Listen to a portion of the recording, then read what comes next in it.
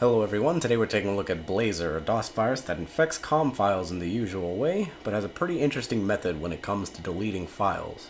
So as you can see here, we have a dummy directory, and I've populated it with all the .com files from the c:/DOS directory. So these are all your usual files. If we run sys, we get the required parameter missing. If we run our old palgraphics.com, we unfortunately get an error message, which is not typical, but since it's not in the right place, it throws an error. And as usual, it is 19,742 bytes. And when Blazer is run, it infects command.com in the root directory, and then a random.com file in the current directory. So if we run it enough times, eventually all of these files will be infected. So without further ado, let's get to it. We run the virus. It's an infected sacrificial goat file. And now we will just run it a few more times until many files are infected. Takes a couple seconds per execution as it infects files. And now our dear friend graphics.com has risen in size by exactly 1,000 bytes to 20,742, which means it is solidly infected. Blazer activates when the month is equal to the day, so if you have something like October 10th or February 2nd, so 2-2, then it will activate, but it also requires that the hour value be equal to the minutes, so like 10:10 p.m. So we're going to go ahead and do that. We already have February 2nd set up, so we need to change the time. We'll try 9:09 a.m. and we'll run any infected file. Where we get a nice little segment of assembly code. I know very little assembly, so I don't actually know if this is relevant or not. But you get the cool copyright message at the bottom from Blazer, who's got a really wicked, sick signature. Like, damn, that is really cool. I am jealous. And now if we actually look at this directory, everything's been deleted. But it just deletes files, so we can actually run undelete and attempt to, undelete them. So here we have edit, we'll undelete that. Successfully undeleted, alright, we're moving on. Format, let's do it. Format's good, alright, keyboard. Oh, but this one is not. So it only works for a few files. As we see, sometimes we get the message that the starting cluster is unavailable.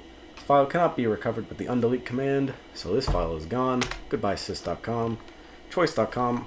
You know, I find it takes too long to type Y and then the actual letter of the file name, so I just hit Y and A a bunch until we're done.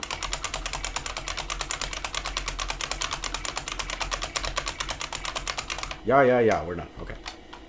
And now if we look, we have some files successfully returned, including an format, a safe, AELP, and AOSKey, and we actually restored the virus, alaser.com. But these files are all still back, but they are still infected, so you probably shouldn't run anything when the next payload trigger comes around.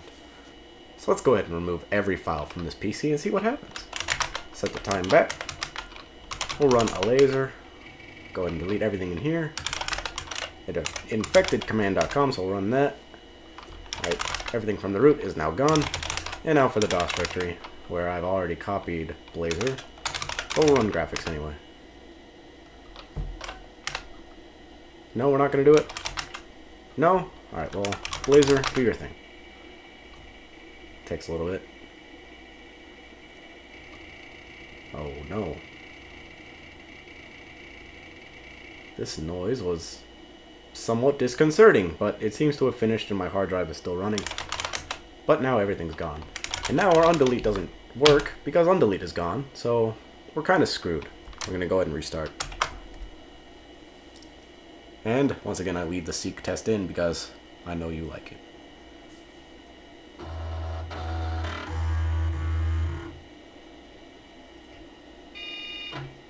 And we get the fatal error message, non-system disk or disk error, because you cannot boot from a disk drive which has nothing on it. So if you were to bring over a copy of undelete, maybe on an MS-DOS boot disk, you could probably recover a lot of your files. They may be infected, but you should be able to recover most, if not all, of your data through a very slow and painstaking kind of process. But it's really not too bad. And that is about it for the Blazer DOS virus. Thank you very much for watching. Take care.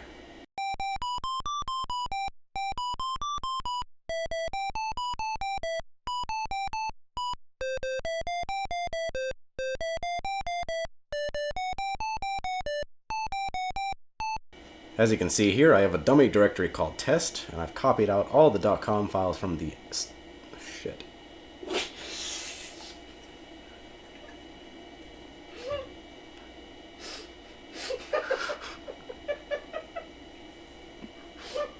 Stop laughing.